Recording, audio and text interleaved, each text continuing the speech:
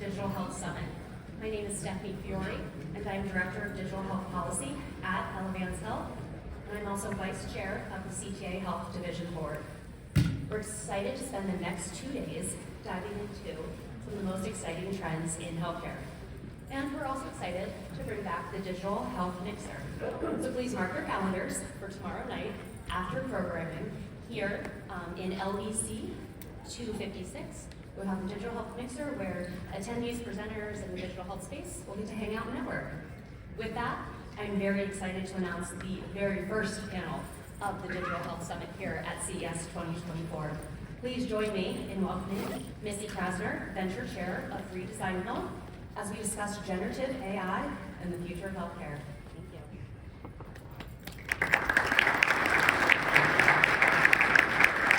All right, we've got some healthcare people here. Fantastic. Great to see everybody. I'm gonna sit in the middle. Great, just while are you guys coming up on stage? Just while we're having people come in and we're waiting for the speakers to all get seated, raise your hand if you're with a provider system, or if you even know what that word is. Medical, hospital, health system. Okay, great, some people here. Raise your hand if you're with a health insurance company or a payer. Okay, yeah, one person, great. Nice to have you. Okay, what about pharmaceutical companies? Anybody from pharma, biotech, life sciences? Great. Venture capital? Okay, you're gonna write the checks later on, fantastic. Okay, great, and then last but not least, consumer, digital health, fitness, wellness.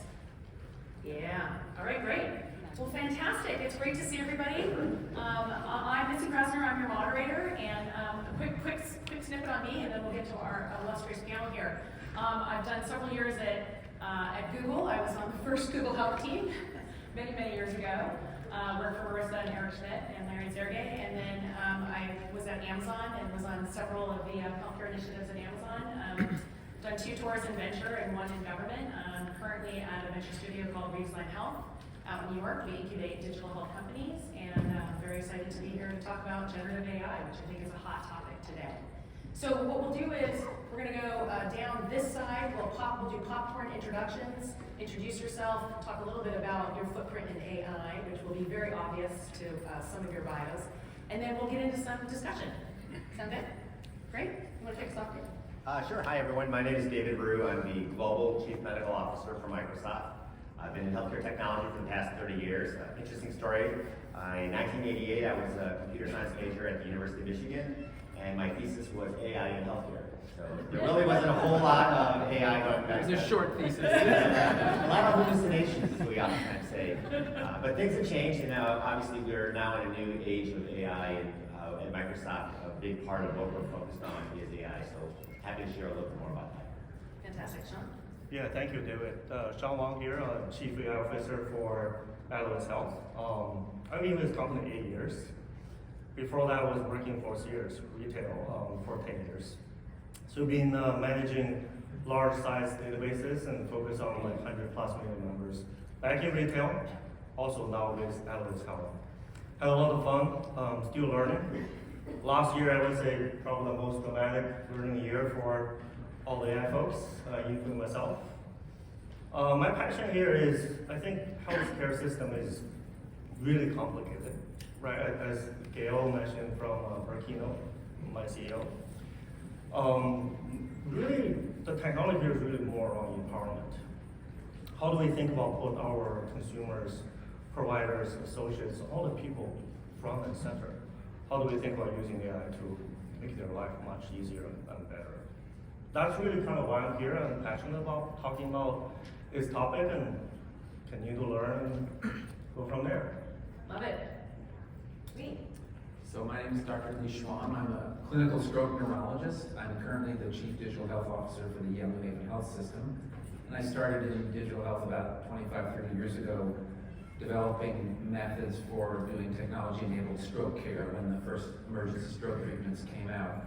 And I think that we're in a really pivotal moment now where ideas and concepts drawn from consumerism are starting to permeate healthcare. And healthcare systems for the very first time are starting to deliver truly patient-centered care rather than provider-centric or hospital-centric care.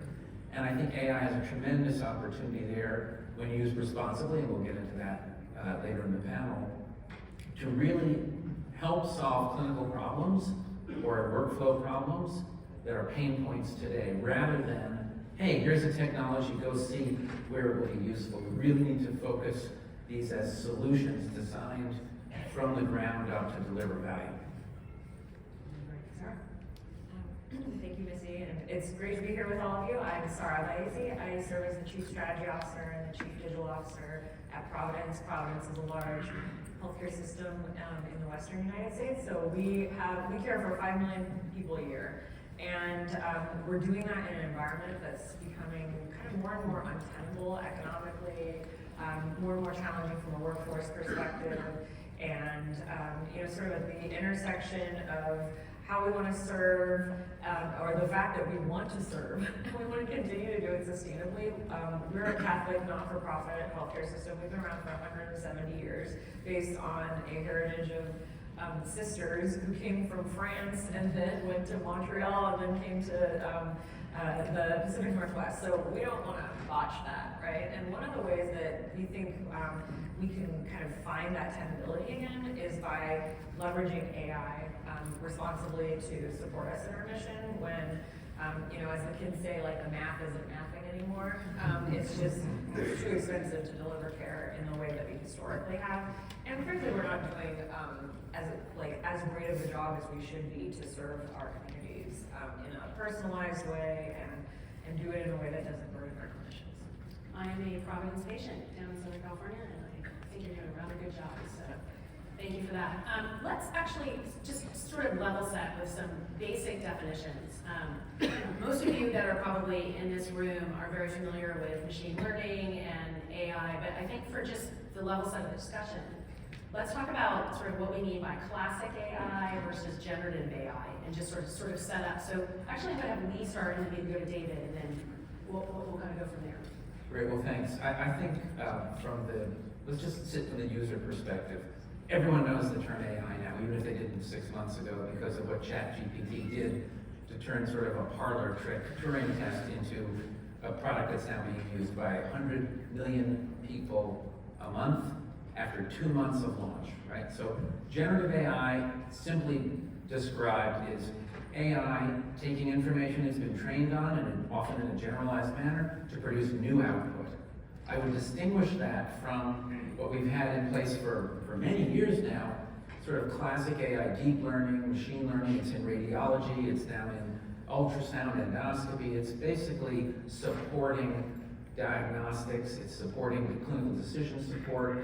And then I would say we have the low end, which are these sort of like baby chatbots that don't do any generative tasks, but they can serve up information that's in a very scripted manner, and robotic process automation, claim submissions, real-time eligibility checks, things that are rote manual tasks that are just being automated.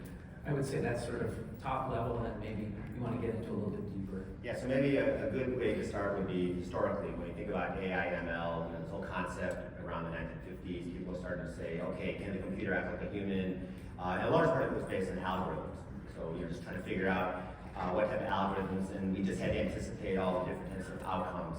Well, with the AI ML movement, we started realizing that a lot of these concepts are interrelated, so we started developing these networks, or these neural nets, where we could put greater weighting on certain concepts, and we can find that these things are closely related, these things are closely related. And then from there, we started realizing that some of these neural networks are pretty large, like the internet, for instance. And what if we could actually anticipate that next word or the next concept? And that's really this whole concept of generative AI. So it's really creating new things based off of the fact that we've got this existing framework to build off of. And when we think about generative AI, think of it in terms of what we traditionally call large language models, which are really anticipating that next word, or other foundation models, which are anticipating that next pixel or that next other type of thing, which means that we're now looking beyond creating text, but we're also creating images, and we're creating a bunch of other things. And that's the reason why when we say generative AI, we're talking about about all of that. Now, there are some very large large language models, and there are some very small, discrete ones, and it's very important to recognize that there's advantages and disadvantages with each. And one of the things that we're realizing is when we tap into these very large ones like the, I'll call it the internet, and we're starting to anticipate the next word, it can make a mistake. You're going down different paths, and every once in a while you end up what we call a hallucination or a confabulation. And we can find ways to actually mitigate that, decrease that through special prompting and through a variety of other ways of grounding. But the reality is that it's inherent within the approach. And so we have to accept that as something that is one of the limitations of this. But that doesn't mean that we can't use this in very extraordinary, innovative ways. And I think that's what's really exciting, because we've learned so much what we can do with traditional AI and ML, but with this new category of generative AI, we have an ability to do things that we could never have done before with the traditional AI and ML. And that's where people are starting to say, boy, we can do all these things. Where do we start? And how do we actually get going? Well, let's actually divide that up a little bit further. And you mentioned generative AI and LLMs. I think everybody in the audience here are familiar with some of the sort of more public LLMs, particularly those that are coming from some of the big companies out there like Amazon and like Microsoft and even Google. For those of us that are actually building applications either in large incumbents like Elevance Anthem, or some of us that are actually working within startups that want a tool set, want to start automating back in the office, what are some of the most specialized or the most sort of popular healthcare LLMs? Or who's doing what? Who's doing their own LLMs, right? Versus public. I don't know, Sean, you might want to just comment to open the door and then we can kind of go back to David and go this way. Yeah, let me maybe just comment a little bit more on the first question. Yeah. That's around the definition of generative AI versus traditional or classic. I think one key change I do see myself, as someone leading, I got 700 data scientists, engineers working for me on a daily basis, building these solutions. One big change is user empowerment. Yes. This is the first time, right? Historically, I've been doing this like 20 plus years.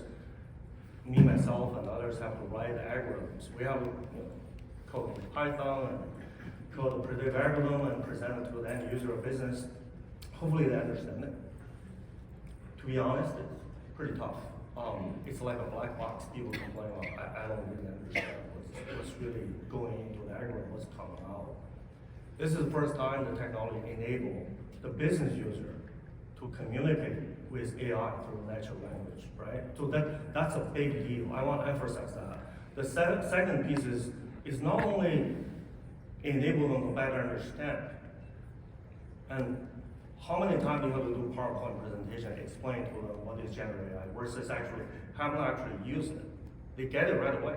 That's the approach we're taking. We actually expose generative AI tools to our users so they learn firsthand what's going on. That's number one. Number two, as they learn, they figure out how to create new solutions. So it's no longer a small data science and engineering team doing their thing. This is more around enabling the business context and business expert to actually empower to create solutions. And I believe that's the direction of technology.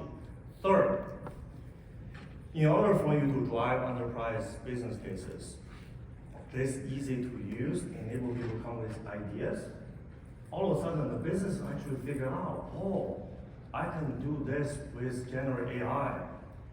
They could never have that better understanding with AI before. So all of a sudden you have people actually come to the AI team for much better ideas, much higher quality and higher value use cases versus we push to them. So it's a pull and push. I just want to kind of share that dynamics with the group. Hopefully you see some of the transformation as well. This is just a start. Yeah, you're saying yes over here, you're saying that as well. Yeah, absolutely. This democratizing aspect. I think for generations we've been promised that technology was going to make our lives better, enable us to do things. But most of the time, you had to become an expert and change your workflow to engage with the machine.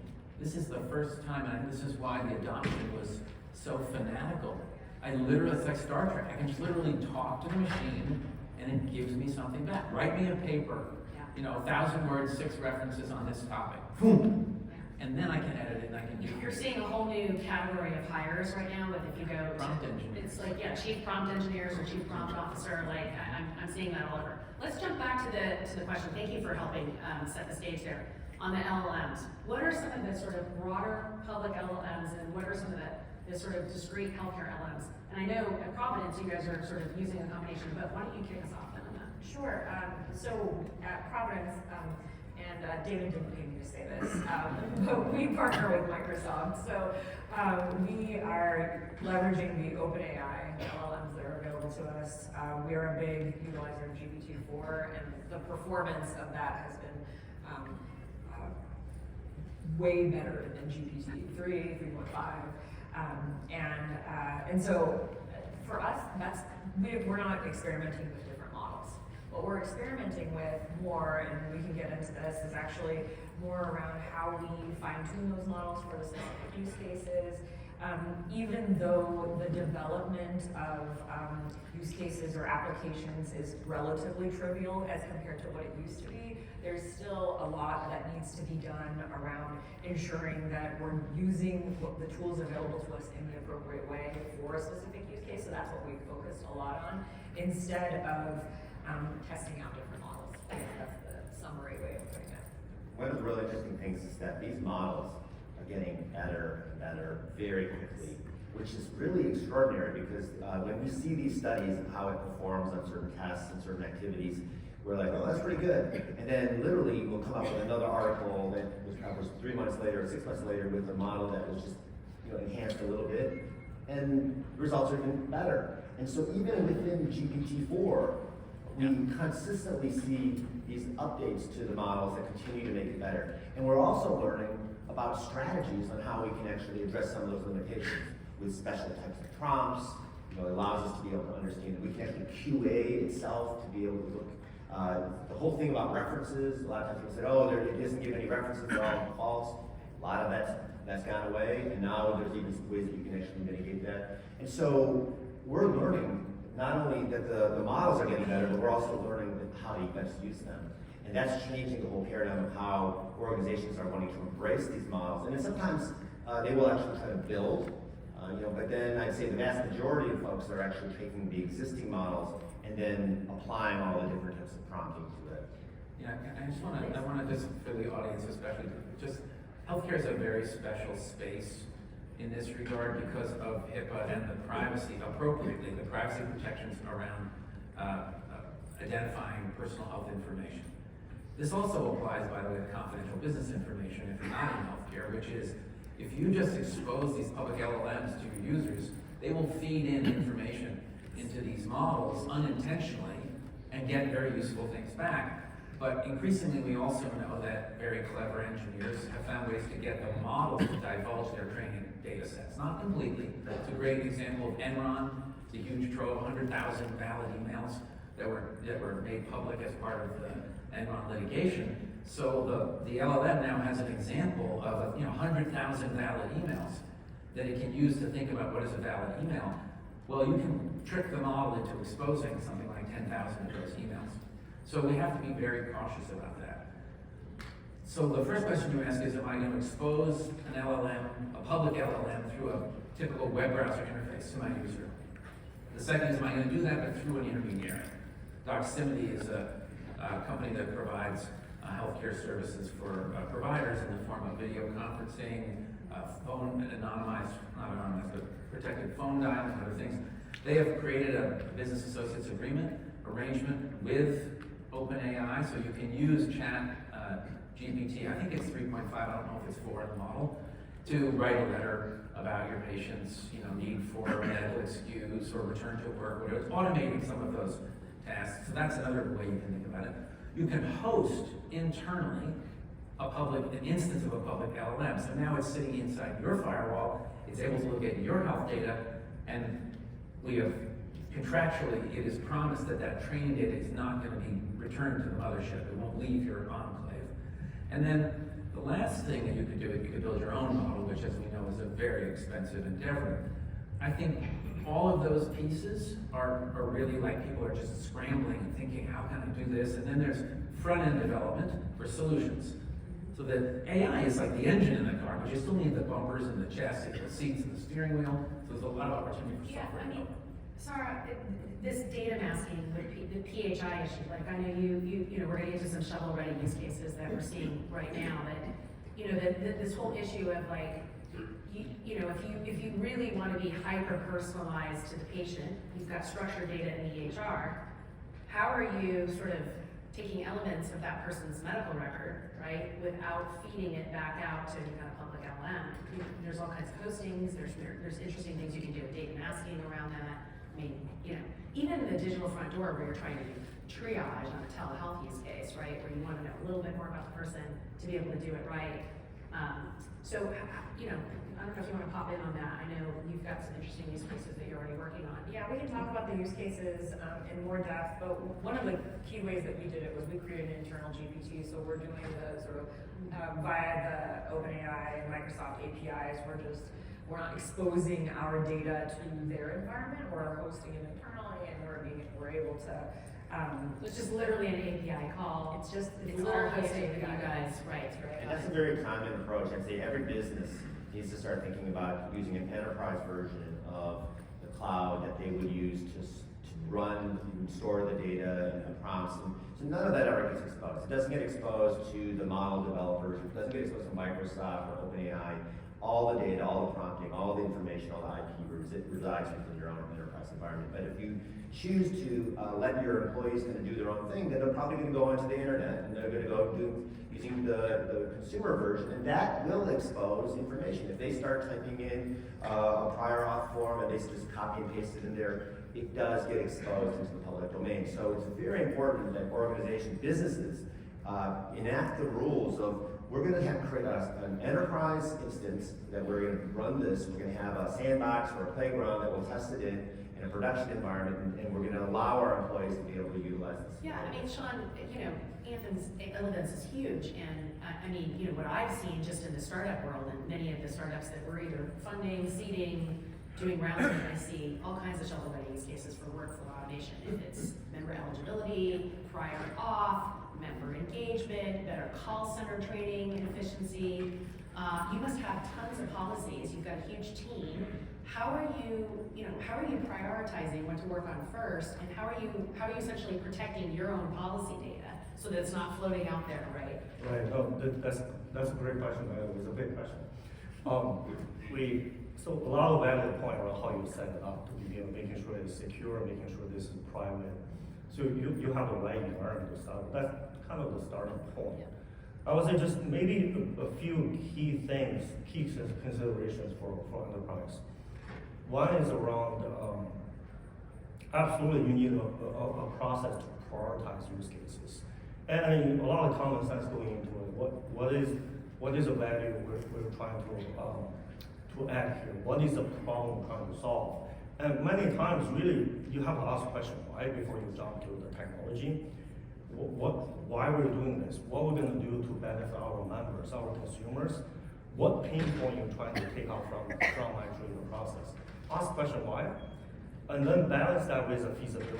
So if feasibility does not come easily, say, I think generative AI can solve this.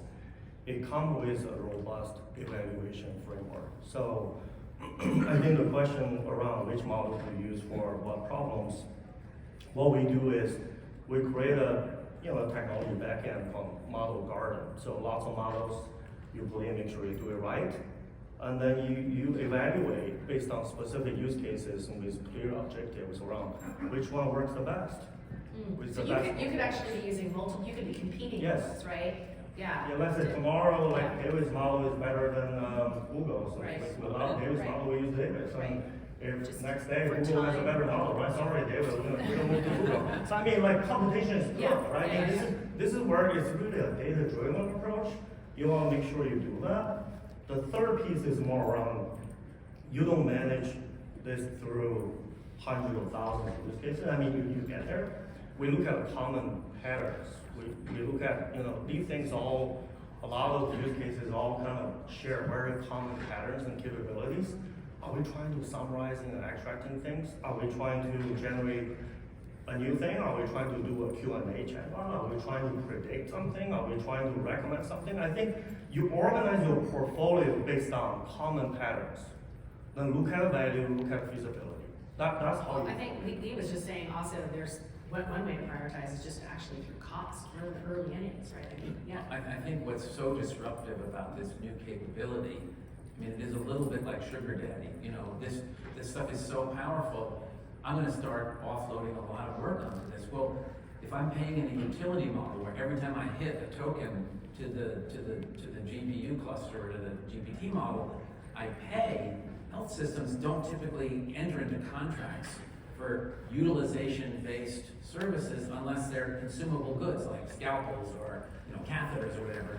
Because the runaway train here, I mean, we were talking before, 700,000 in-basket messages a month, is it? Yeah. Or a year? Yeah, a month.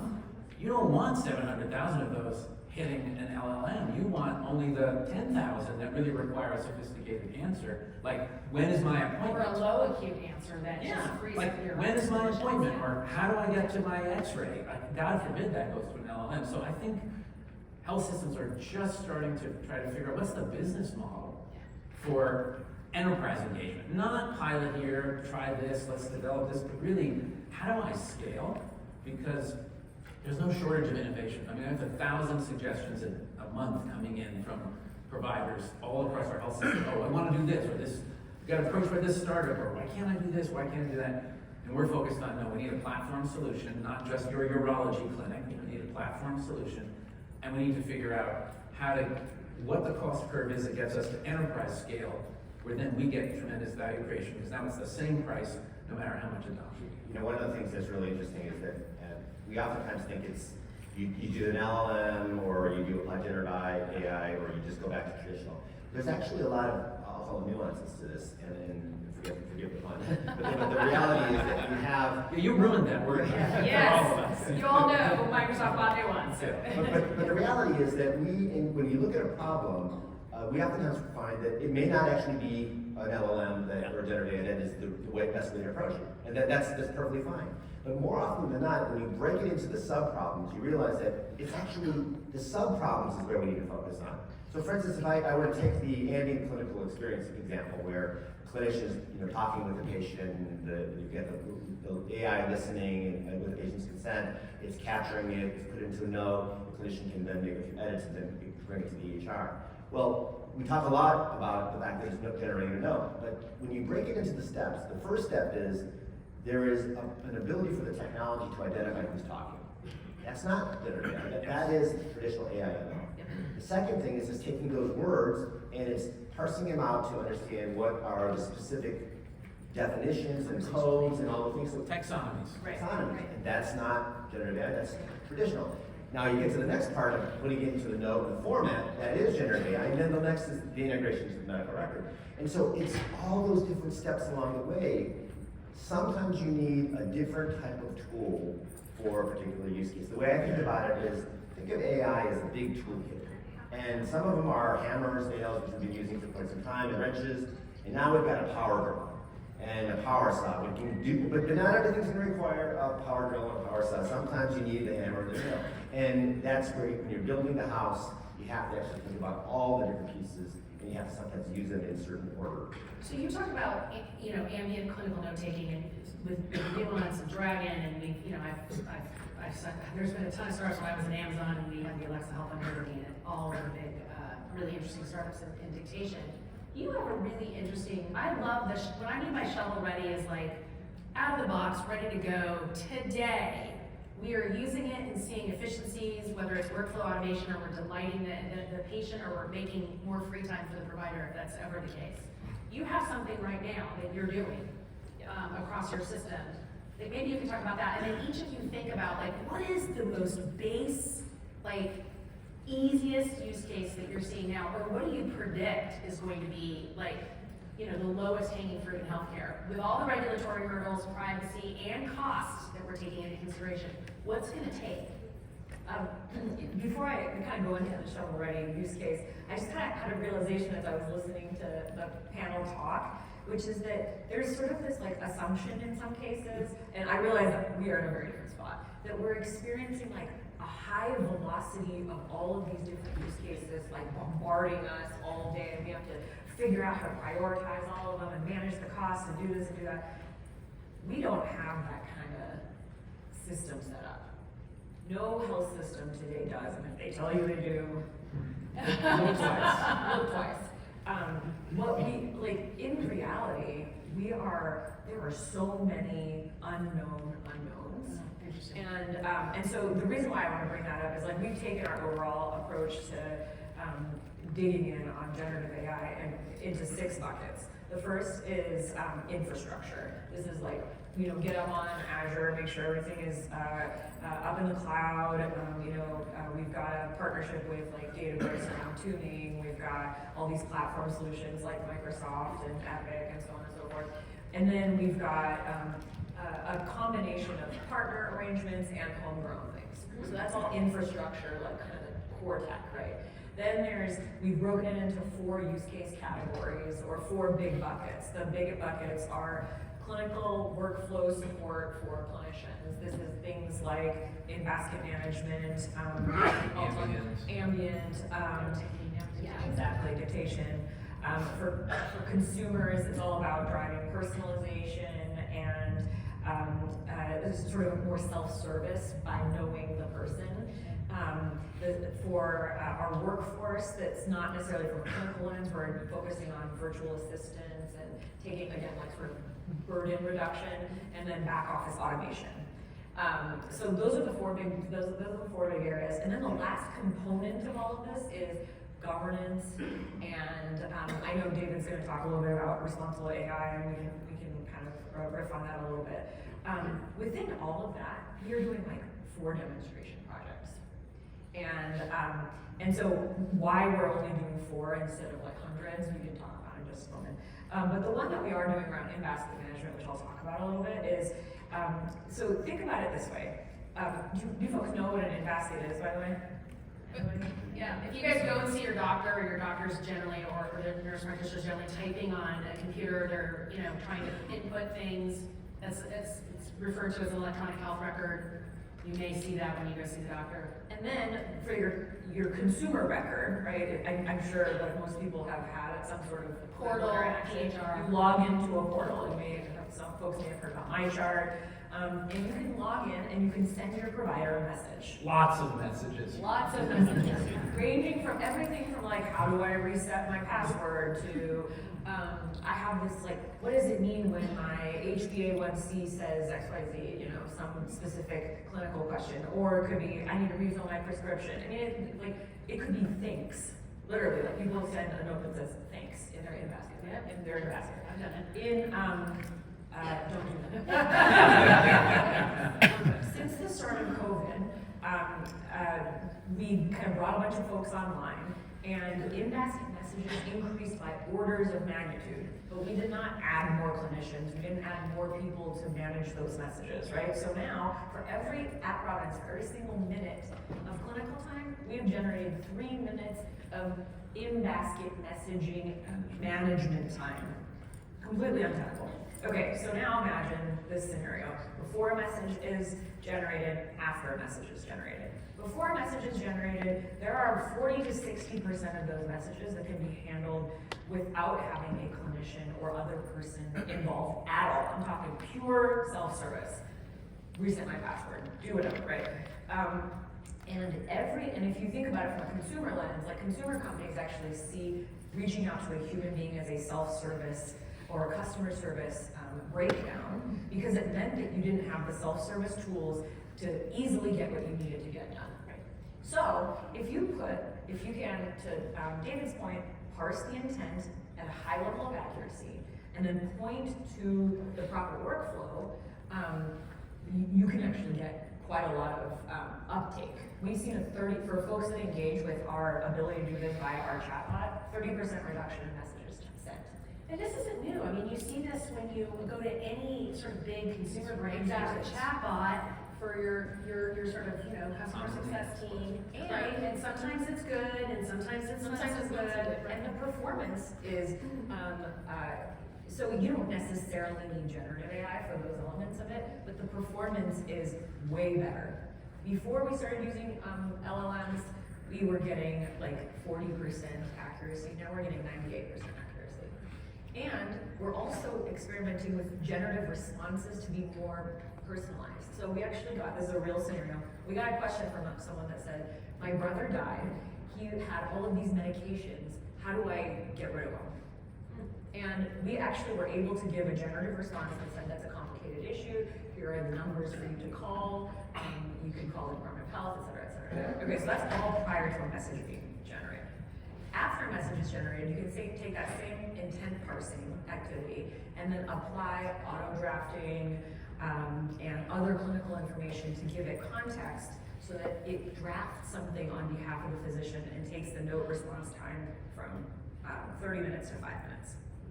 So that's real today. That's like real today, that's happening today. What's happening today at your system? So we're doing some of that same stuff. I won't go into that in detail. We are very focused on trying to do a better job with patient navigation to the right provider. And in healthcare, we have a really unique opportunity because we know if you're an existing patient, we know a ton about you. If you're a new patient, we don't know anything about you. And so what we're working on right now is how do I give you an increasing array of opportunity by letting you provide greater authentication of who you are or more information about what you're looking for.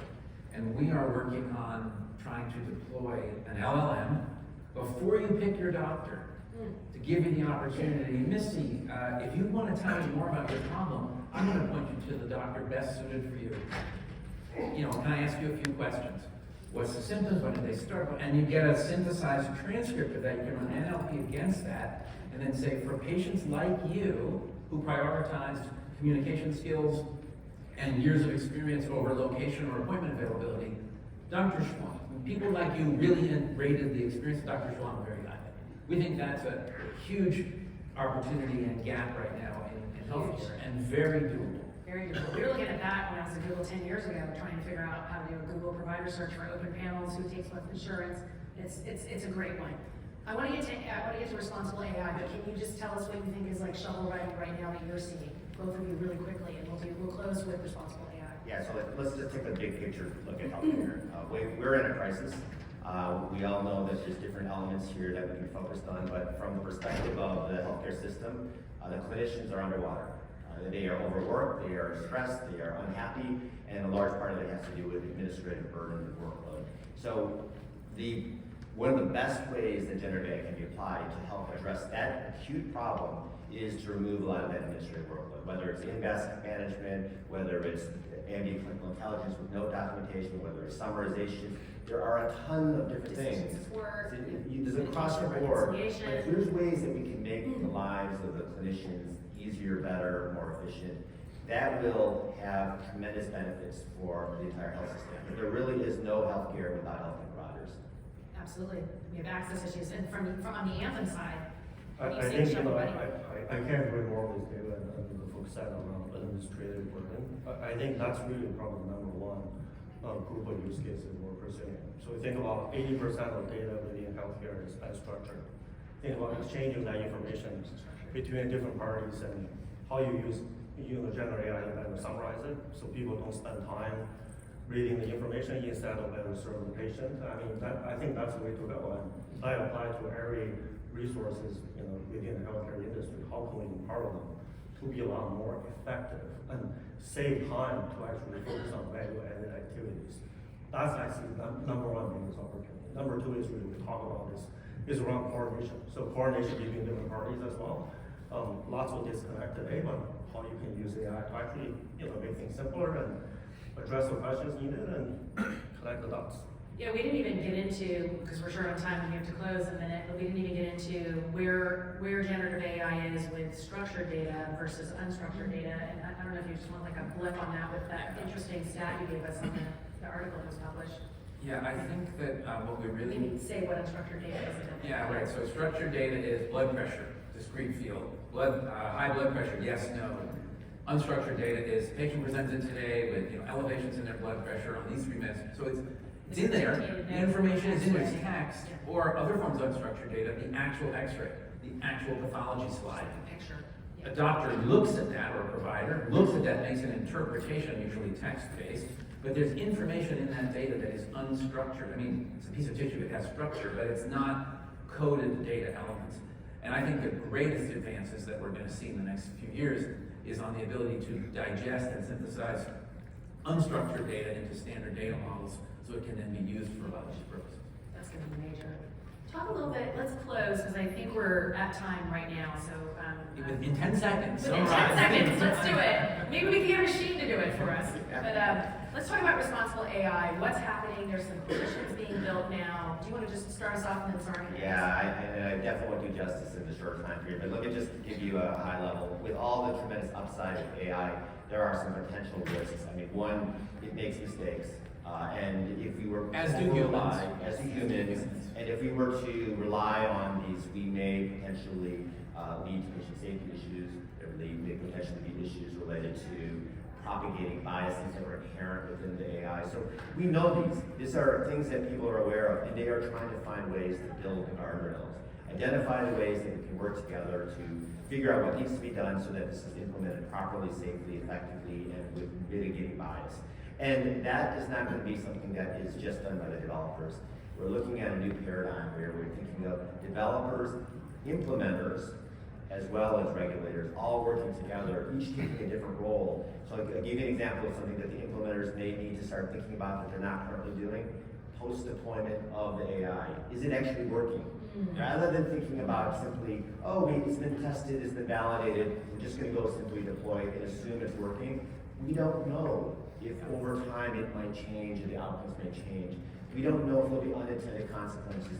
Those are the types of things that we as implementers need to start thinking about and work in collaboration with these other groups to be able to develop a process that's sustainable. And just want to make one quick comment. There is a phenomenon that's been in cognitive sciences described as automation bias.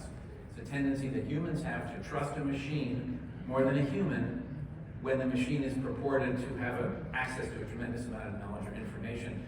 It's a form of authority bias. The doctor in the lab coat, the white coat, what they say is true, even if it's not accurate, there's a tendency to believe in. A recent study came out just this month showing that experienced radiologists, experts, reading mammograms, if they were presented with an AI that misread the mammogram, they were more likely to change their score closer to the AI, even though they're the expert. We're going to have to think, not just these implementers have to be social scientists, psychologists, and experts in human behavior, not just experts in their disciplines. What's the new association? I'm sorry, that you guys are all involved in now. There's a couple, David is pulling Yeah. So there are many organizations, first of all, that are thinking about this, but the one that Microsoft has been very actively engaged in is the Coalition for Healthy AI, and it is one that has a representation from providers, industry, as well as the regulators. And that's what I think is really special about this, because it's really a collective voice to how we can address this as a community. This is awesome. I think we're going to shepherd off over here. I'm going to throw my mask on just to be safe, and all the panelists will be available to chat more. This has been great. It's a great showing to see so many healthcare people at a historically consumer electronics and technology conference. Very excited to see everybody. Please look us up. We're happy to have this conversation. We're just at the beginning of this next decade, and it will be interesting in 10 years to see what the panel looks like. Thanks a lot, everybody.